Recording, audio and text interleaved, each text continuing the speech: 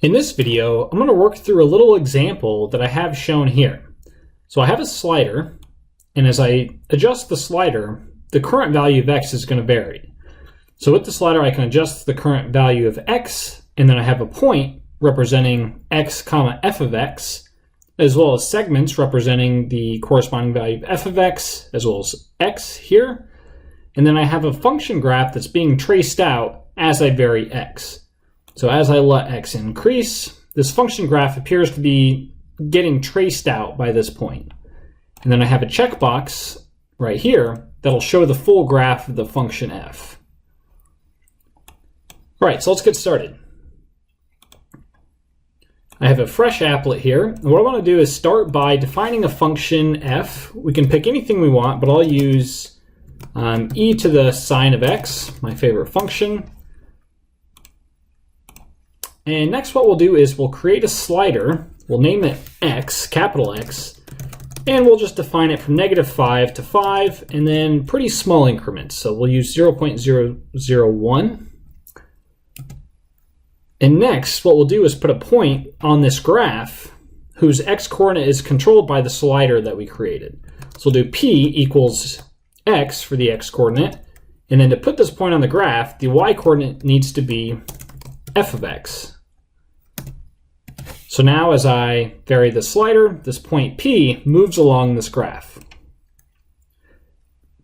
Now what we'll do is create these segments that connect the point to the axes.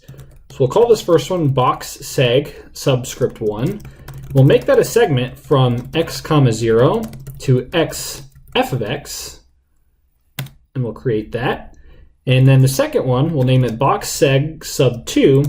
We'll make this a segment that goes from 0 comma f of x all the way out to x f of x.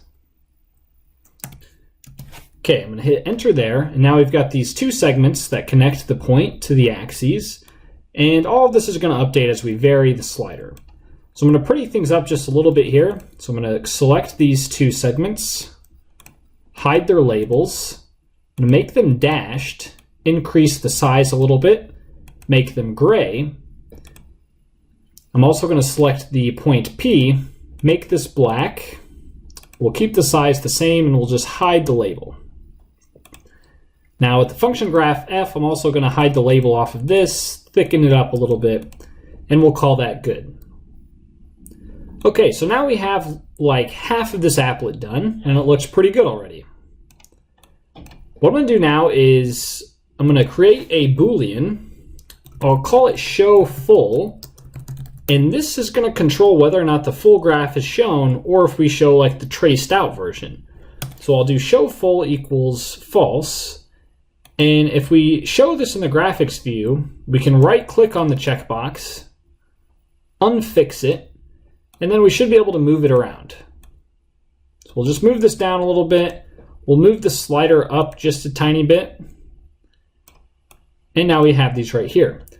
So we want this checkbox, show full, to control whether or not this graph is shown. So we'll start by going to the object properties of the graph f. In the advanced tab, condition to show object, we'll make this show only when show full is true. Oops, I need to make sure, this is case sensitive, so we need to make sure we spell everything right. So do show full. I'm going to hide all of this. Now this checkbox controls whether or not that function graph is shown. Okay, now for the traced out version, we're just going to create a new function. I'm just going to call it ft. I'm just thinking function f, t for trace, and then ft takes an input x, and then we're going to use the if function. And if the input is less than capital X, then we want the output just to be f of x. And it's as simple as that. So now as we vary the slider, this graph ft is the graph of f just being traced out. So I'll pretty this up just a little bit. We'll hide the label, thicken the graph up a little bit.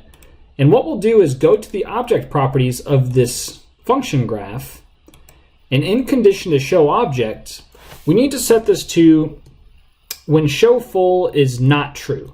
So we could do this as show full equals false. This should work. Let's give that a try. Let's hide everything else. Now, the trace version goes away when we check the checkbox, and then when we uncheck it, we go back to the trace version. So now we can vary X.